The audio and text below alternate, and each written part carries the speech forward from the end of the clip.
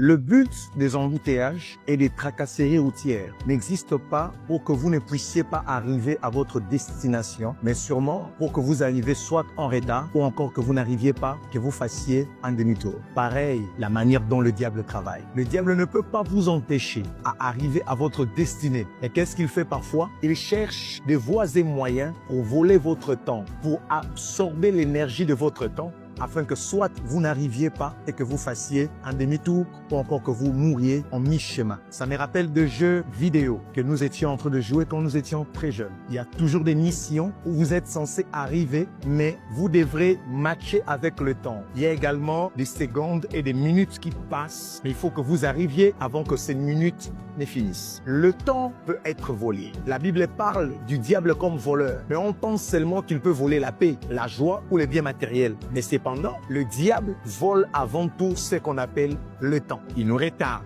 par des distractions, par des relations toxiques, les émotions inutiles, les cycles répétitifs et même l'inactivité spirituelle. Quand tu perds le temps, l'ennemi gagne du terrain parce que le monde spirituel exploite chaque seconde que tu laisses vacante. Dans le spirituel, le temps non utilisé n'est pas neutre. C'est que tu ne fais pas pour renforcer ton esprit, un autre esprit va l'utiliser contre toi. La Bible dit ceci: rachetez le temps car les jours sont mauvais. Si le temps peut être racheté, c'est que le temps peut être volé. Mais qui vole le temps? C'est le diable. Dans le livre d'Apocalypse dit: malheur à la terre et à la mer, car le diable descend vers vous avec une colère ardente, sachant qu'il a peu de temps. Lui, il a peu de temps, mais qu'est-ce qu'il fait? Il vole alors le temps des autres. La parole de Dieu dit: je vous remplacerai les années qu'ont dévoré le sauterelle, parce que le temps est important à toute personne qui doit accomplir son destin et qui doit accomplir une destinée